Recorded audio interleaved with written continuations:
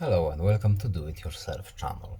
Today I will show you where to find the option and how to turn on phonetic alphabet in our speaky input aloud function in Samsung Galaxy S22.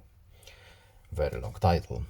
Where to find this option and how to turn it on. So right now we have our speak keyboard input aloud turned on. So if we go to message, C-A-T, cat.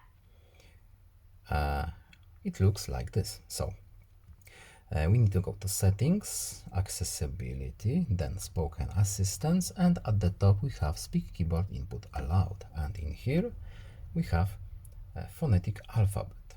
So when we turn it on, let's see how does it look like. A alpha. B Bravo. C Charlie. As you can see, ABC. it looks like this and it's now turned on. I hope this video is helpful to you. Please leave a like and subscribe. Have a nice day and see you in the next video. Goodbye.